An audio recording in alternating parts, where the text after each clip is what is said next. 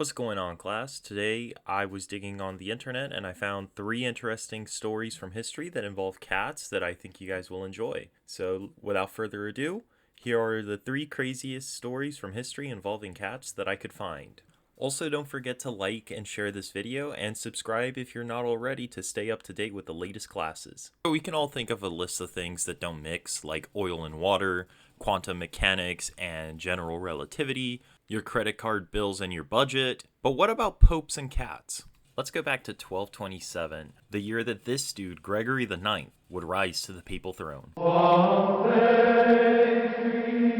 Congratulations, Your Grace. It is truly an honor to serve you, Your Holiness. Children, please, you may call me Greg, for we are all equal under God. In that case, Greg, what shall your papal decrees be? Well, we have been having a lot of problems with those heretics as of late, so perhaps an inquisition is the way to begin. Stupendous idea, Your Grace. Consider it done.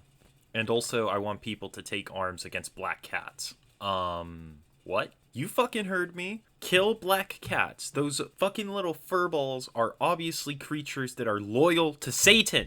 They must be vanquished. With all due respect, Your Holiness. Guillermo, if you say another fucking word, I'm going to excommunicate you. So yeah, a lot of documents at the time actually paint Gregory as someone that believed that cats were in leagues with Satan. Which is kind of crazy because a lot of people also say that that's the reason why the Black Plague was able to spread so quickly, because he killed off a lot of cats that would have eaten the rats. In keeping with this cat theme, let's go to 1929 Princeton University and see what Ernest Weaver and his research assistant Charles Bray were up to when they decided to make a telephone out of a living cat. You know, as a scientist that's morally questionable at best, I still don't understand how you can look at a cat and be like, oh, let's just turn this into a telephone.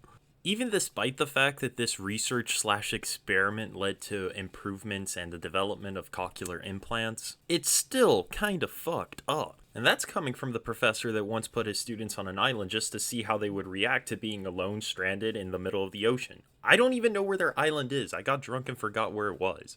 You know, on second thought, I understand why they would experiment that way. I just want to know how that conversation went down. Was it like, oh my god, Charles, listen, you know how we want to study the auditory nerve, right? Let's experiment on a cat. Well, I'll get on the phone and see if the biology department... No, Charles. On a live cat, okay? It has to be a live cat. Ernest, are you serious? Charles, when haven't I been earnest with you? Alright, you make your point. Let's do it.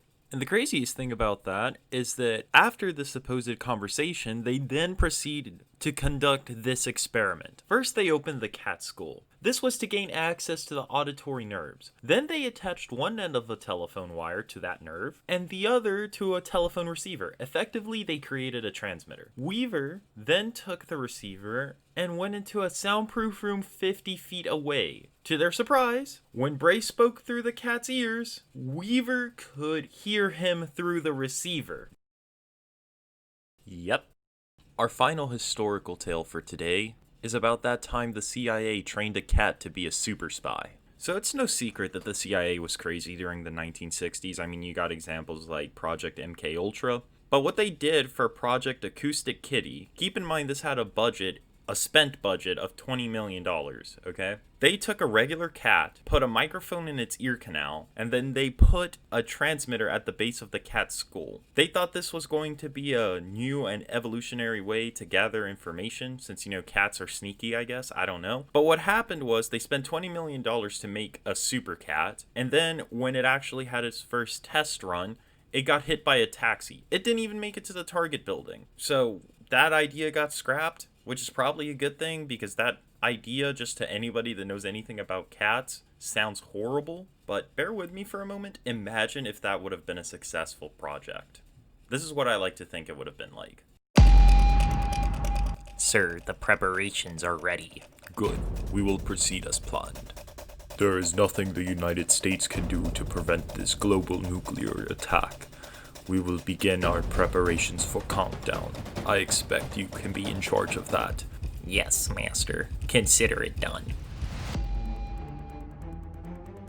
The nukes will be ready to launch. What?